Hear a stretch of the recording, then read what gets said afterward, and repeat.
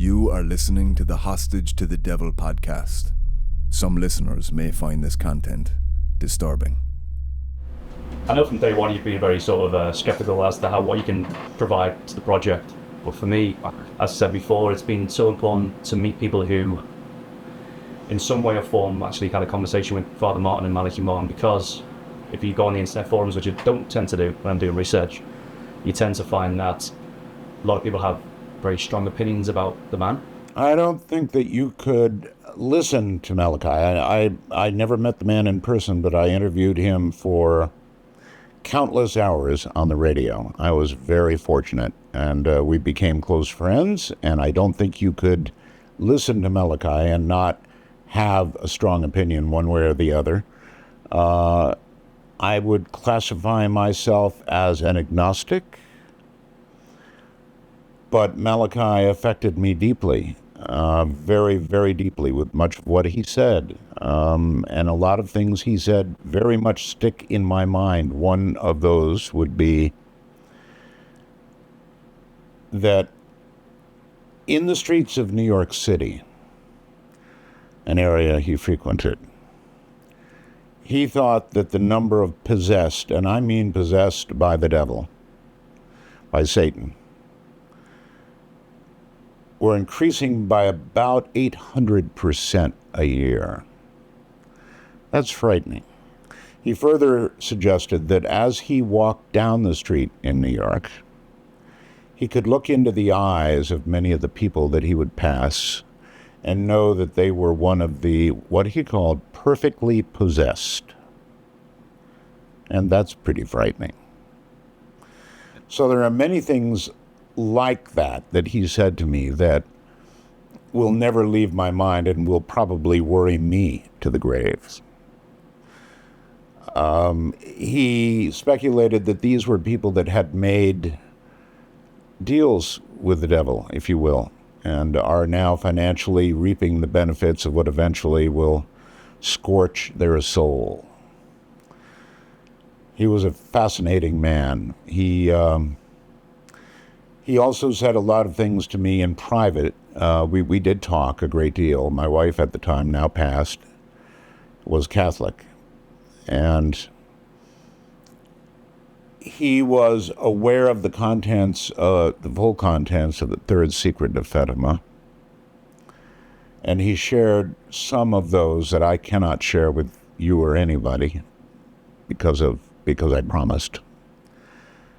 What he did say, if you want something chilling, is that try and imagine the very worst thing that you can imagine. We live now in the days of ISIS and terrorism and people getting burned alive, and so one can imagine some pretty bad stuff. He said, imagine the very worst you can imagine, and then I will tell you that it's going to be much worse than that. And he did it with an Irish accent that added the stamp of authenticity to somebody who's been a consultant to two popes. So there you have my immediate thoughts on Father Malachi Martin. I guess I would add to that I was told one day, tragically, that he fell down the steps. Yeah.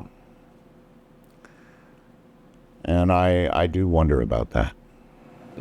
If we could go back to the start, and so the audiences who are going to watch this film, hopefully in 6 months' time, you are aware of the Coast to Coast show, which Malachi Martin frequented many times. Could you maybe talk about the birth of Coast to Coast, of your show, and the sort of target audiences that you were reaching? Sure. My show began in a pretty interesting way. I was doing it at KWN, a radio station in Las Vegas, and it was a political show.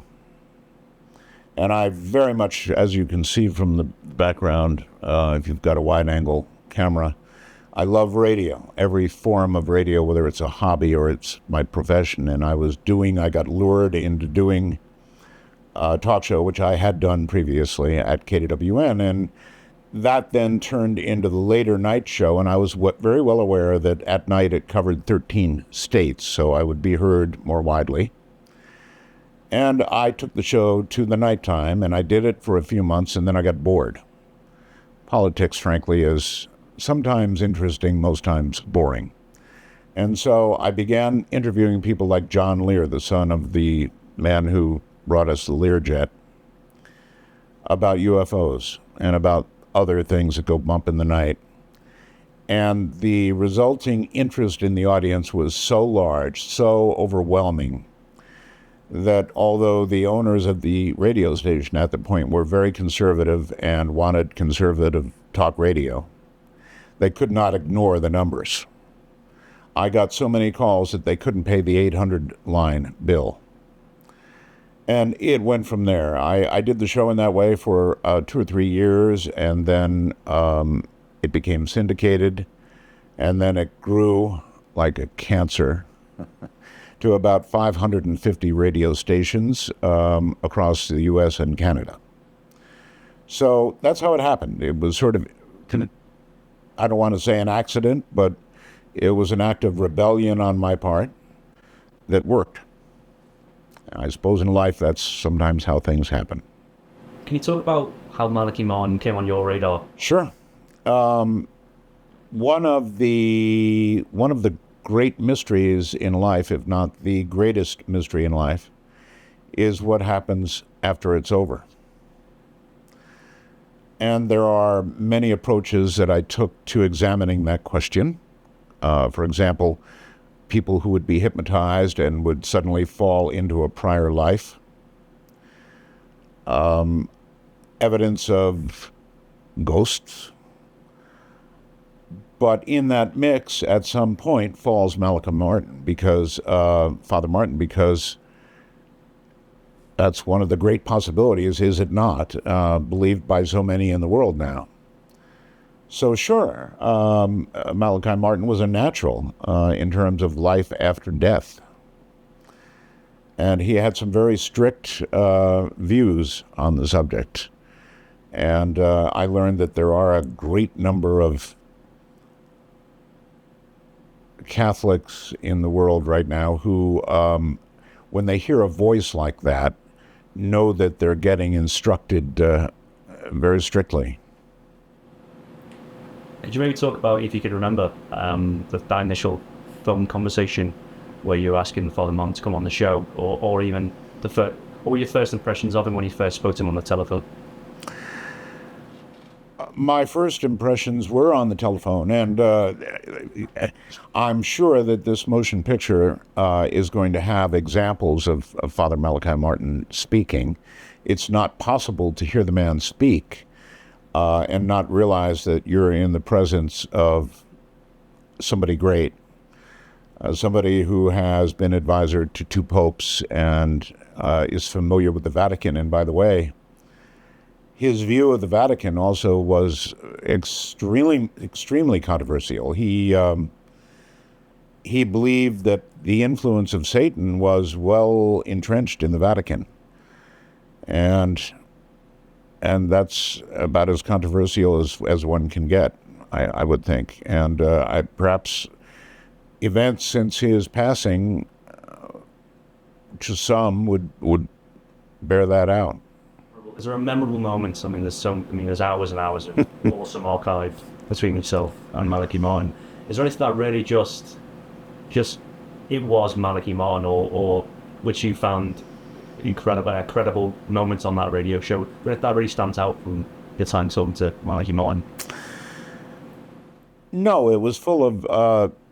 If you're looking for a moment, I can't think of one. Again, I can think of the quotes that I've already mentioned, but everything about Malachi Martin was credible. And everything he did off the program was credible. In other words, a lot of the people that called later would speak to Malachi Martin privately, and he would help them. So everything about Malachi Martin was credible, on or off the air.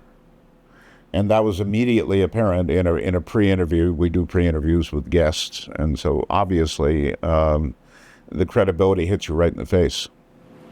he would often provide his postal address live on your show, and he'd be like, for anybody who needed help, please contact me on this certain address. That's right. I mean, you can imagine the mail that he received afterwards, from people who thought they were possessed, or people who just needed some sort of maybe spiritual direction or some sort of comfort.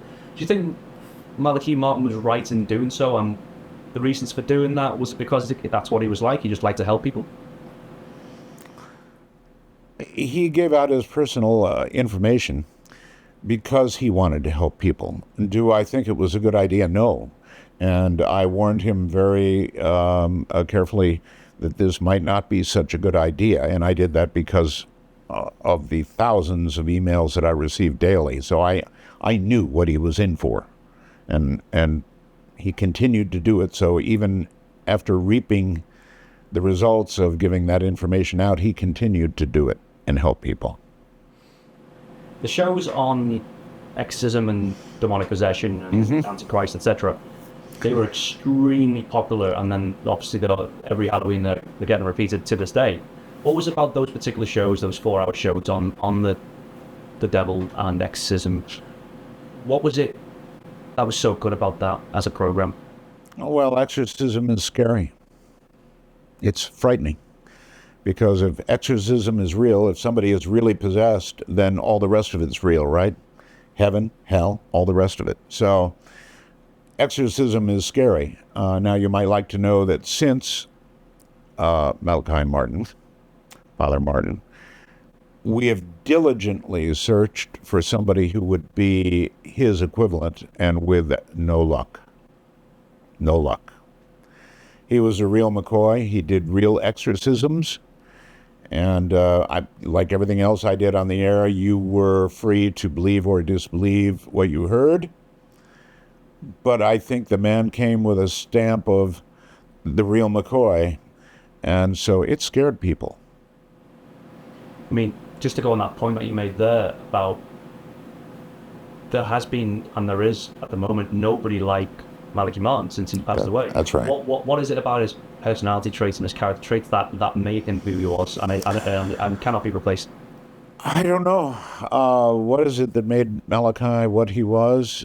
Everything. His very deep belief, his Irish accents, his very basic fundamental faith. And I'm not sure that you find that in many of today's priests. So this is very difficult to put into words, but virtually everything about him, even without his physical presence, his voice, his manner, his knowledge, every bit of it fell on you as he's the real thing. If you want to listen, if you want to believe, do so. If not, it's at your peril. So some of your programs touched on, the ultimate antagonist in the world, which is the devil, and then there's the protagonist, which is God. Has your own faith sort of been strengthened by the likes of the conversations with Father Martin, or have you always been a believer, or has your belief strengthened since doing the show? At the time, I was married to a Catholic. That was while I was interviewing Father Martin. I'm married to a Catholic now. I really am hesitant to get into my own belief systems, frankly. I'm not sure. I have questions. I think that's the way I would put it. I have questions. I know some of this has been repeated, but can you provide your own view about exorcism and demonic possession? Are you a skeptic? Are you unsure? Are you on the fence? Are you a true believer that it is real? What are your own personal views about the subject of exorcism? Well, I don't know, and I asked Father Martin about that many times, and he was sure. Now, I think we can all understand that there are people who have mental problems that mimic demonic possession. whether all of them are mental problems or, as Father Martin believed, a certain percentage, albeit small, are the real thing. That is the question, and it's one of my questions. So with regards to the media and Hollywood, you tend to, sensationalize the topic. When I spoke to exorcists in Rome, for example, Catholic priest exorcists in Rome, they never denied the fact that these certain manifestations can happen, but Hollywood likes to condense all these manifestations into a film because they're selling a product. Is there anything that's happened on the show, or any callers that have called in, or cap time, or anything that Father Martin, is there anything that which really gave you goosebumps? Oh, all the time. Did I get goosebumps? Of course I did, all the time. Not just from Father Martin, but from other callers to the show. I can recall a young lady I interviewed who was committing herself and her child to the devil. And she was very serious about it, extremely serious. So did I get goosebumps? All the time. I had goosebumps all the time doing the show. Probably not quite as frequently as those who listened, because I did it every night. But oh yes, goosebumps. Lots of those. To give a general picture then about the future of the world, the way the world is going, you've got a lot of dwindling faiths, you've got a lot of interest in the occult still, experimental religions. What is your ultimate fear about the future and going forward? If you were to ask me at this moment my ultimate fear, it's probably the growing Muslim fundamentalist movement demonstrated by ISIS right now, spreading across the Middle East. And if you want to look at a parallel in time, you might look at 1933, somewhere in that era, where the fascist movement in Germany was getting going. And I think it's what we see now in the Middle East is very much like that. And if we treat it the same way, it'll end up with the same result. And I think that there are those now beginning to realize that what they want is Armageddon. And of course, the Bible tells us eventually we'll get there. Had you ever read Hostage to the Devil as Malachi's book and did research? Had you ever read it, and what were your thoughts about the book, if you had? I guess, yes, I did read it. Having interviewed Malachi Martin for so many hours, I guess my reflections come more from that than they do from his book. I don't know how to put it otherwise. And in the later shows, particularly the 97 show, you discussed Father Martin's health at the time, and you questioned how old he was, and yes. why are you still doing what you're doing now? Yes. Because you always famously quoted that every single exorcism takes that little bit out of you from soul point of view and also physical point of view. So, what was your reaction to his death? I mean, in 1999, what was your reaction to his death? Well, I think I already mentioned it. My reaction to his death was, really? Fell down the steps? I imagined many exits for Father Martin. Down the steps was never one of them. Do I think? Well, I'm not in a position to make a definitive statement on what I think without getting in trouble, so I'm not going to. Malachi believed Old Scratch had come back to see him off, in a sense. He told his sister Delaney in the hospital ward that before he lapsed into a coma, that an unseen force had pushed him down the stairs. I mean, even up to his death, he just exuberated sort of this romanticism and this adventure and this excitement. Those of us who are passionate about what we do don't stop doing it. I'm about to get into another radio venture. Look behind me. This is, it's going to be my life until I fall down my steps. Okay, this is quite a difficult question, and I've got some great stuff already. Could you, and you might laugh at this question, but could you summarize Malachi Martin? For a conclusion, could you summarize Malachi Martin as a person? the real thing. To summarize Malachi Martin is only to say the real thing. He was the real thing. We've been looking for somebody who even approximates the real thing since, and he's not there. That's why I'm sure the cameras are pointed at me now. Is there anything else you'd like to disclose before we wrap? Anything else you want to say about Malachi? Sort of a farewell or anything?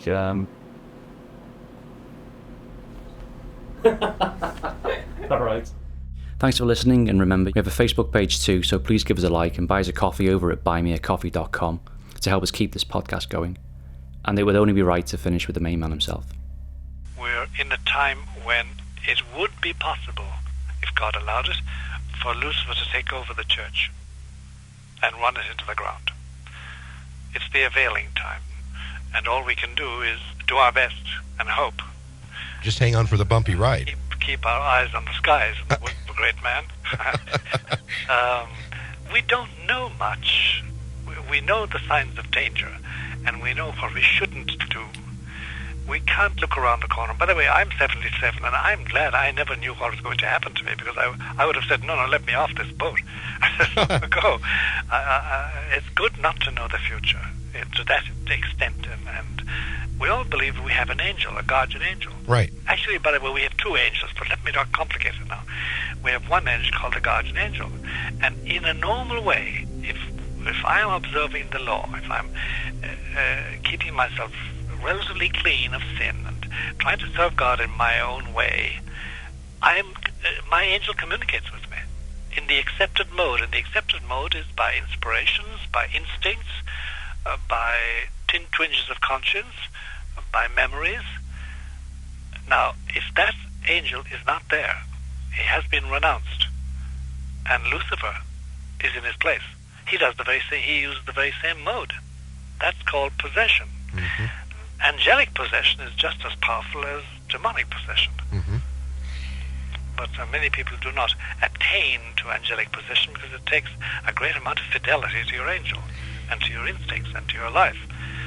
But it is the source of great purity and great energy and great joy and great confidence in life. It doesn't mean you're not going to be spared suffering. No. Life is suffering anyway. I must tell you a story which may shock you.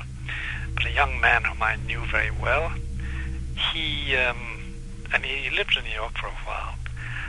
And he was a young man, my God. He had the usual libido and he was very honest, good, very educated, and a good American. But he got to know a girl, and they slept together. And at a certain moment, she said to him, we must drink each other's blood. Just a little nick in the arm, and you drink my blood and I'll drink your blood. And that will cement a pact with the master between us. And at that moment, this boy who had been baptized, his angel must have spoken to him silently. He got out of the bed immediately and fled. Once you're taken, you're taken. And you have no idea of the tyranny, Michael, the painful, helpless tyranny that grips a man. A strong man will cry, describing their impotency to escape, their helplessness, and the tyranny they're subjected to. And mind control is not the way to put it. It's oppression. It's the most extraordinary, and it's the most extraordinary thing. And the pain they have, the helpless pain they have, they can do anything but escape it. And their minds, their conscious lives, their sleep, their waking, their love-making, their money-making, their everything is all darkened over by this horrible shadow. And they can't do anything about it. It's the helplessness, the pain. They cry. Wow. They weep, tears, and they can't do anything. They're caught. It's a terrible slavery.